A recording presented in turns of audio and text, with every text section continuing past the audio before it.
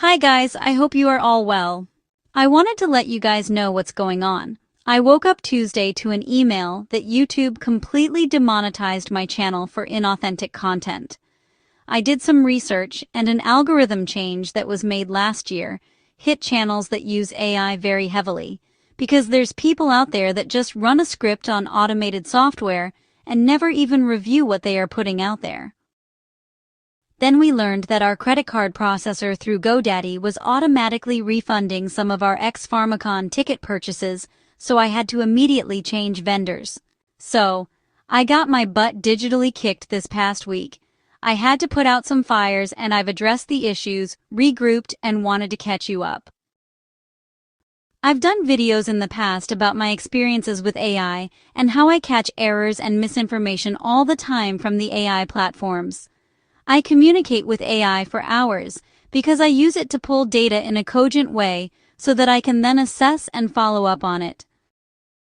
I don't claim to be an expert in all areas, but I can tell you that I love learning things, especially about the human body and the nature of life.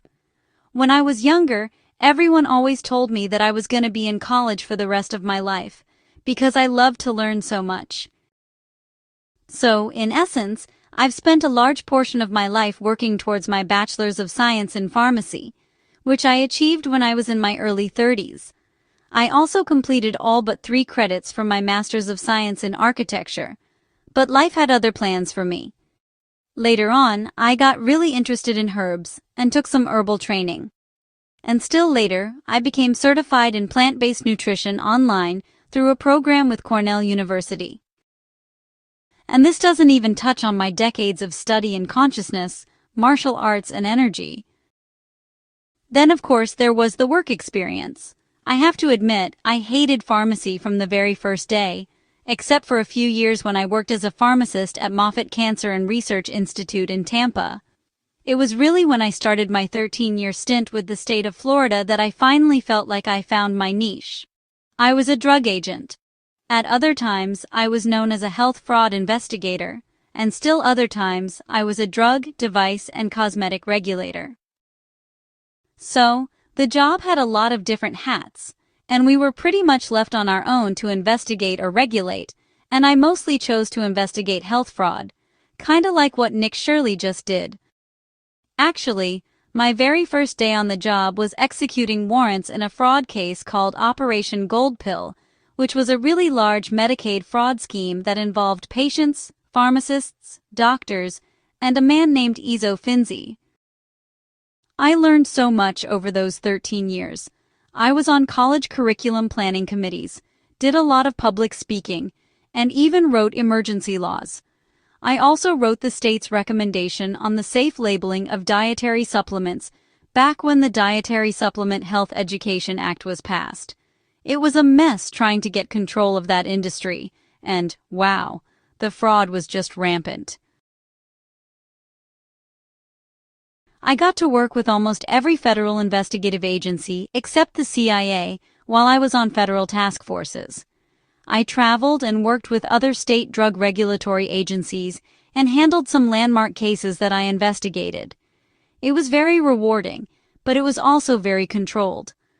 I don't want to say my agency or anyone in it was corrupt, but I did see selective prosecution and manipulation by higher-ups, including congressmen. For years I thought I was doing something real to protect people from harmful medicines, and then I awakened. I quit abruptly, and I moved to the Florida Panhandle where I first worked as a realtor for about a year, and then opened a pretty successful real estate brokerage. Being who I am, and just loving research, I really thrived on studying market trends and how banks worked. And boy, did I get yet another awakening. But I absolutely loved the area, and I had created many websites for the various communities that we sold. I had realtors who did the legwork with the clients, and I always stayed behind the screen, so I've been comfortable with it for a long time. I had hoped that the turmoil in our world would have subsided by now, and it would be safe once again to voice differing opinions, but sadly, things are going very slowly. In some ways, it's actually more dangerous to expose corruption or sensitive topics. Heck, Just look at Nick Shirley and James O'Keefe and how they've been targeted. I've been there when I worked for the government. My elderly parents were being stalked, and everyone in my office had to be trained to check for explosives in packages and under their car. This is why I've kept my identity low-key, but there's several of you that know who I am, and that I have always been committed to learning and sharing the truth. So, you guys know who I am, and hopefully the humans at YouTube that review these alerts will know too. I have no reason to believe that there's any deliberate suppression, and this action appears to be a function of having computers replacing people at this point. There's always pros and cons to growth. When I worked for the state, one of our biggest challenges was keeping up with a moving target. People will always find a way to manipulate the system and the law in a world of scarcity, and then you have to create new laws. The law always lags behind the technology. In the case of AI, there are new policies because the laws are so lacking in any meaningful definition. Social media platforms are trying to get control of this exploding technology, and I understand that. So here's the status of the demonetization decisions.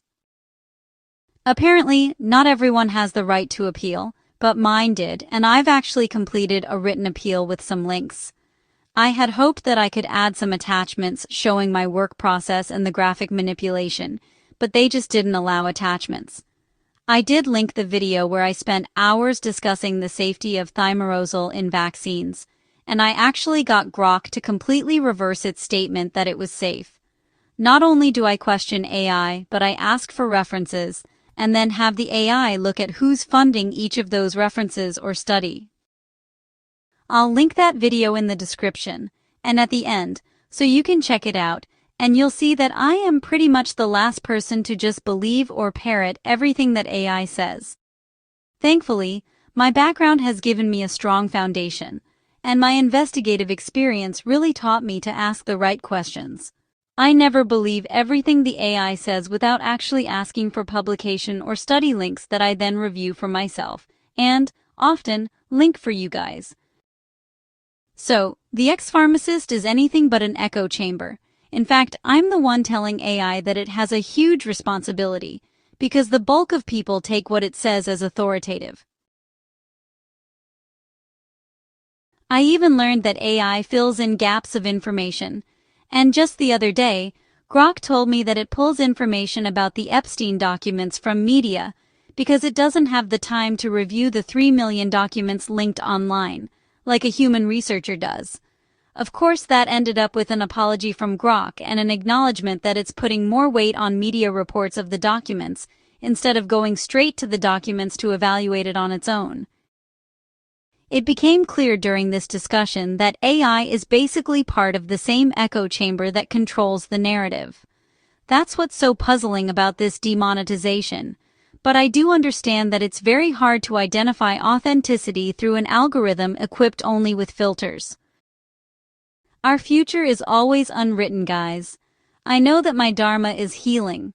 I've known this from a young age, so I'm going to be preparing slides and presentation notes for X-Pharmacon, which I will be sharing with you. I'm also going to be updating and reloading some of my older videos, which maybe were a little early at the time, but are becoming more relevant as the masses awaken. I am so moved by the messages that some of you have left, saying that I have been helpful to you, and that you will follow me to other platforms if necessary. Let's hope that's not going to be necessary. This is the awakening, and it's what I have been training for my entire life, so don't go anywhere. One more thing. I have some important information that I dug up about the Savannah Guthrie kidnapping, and that will be coming out soon. I don't know why anyone, even on X, hasn't picked this up.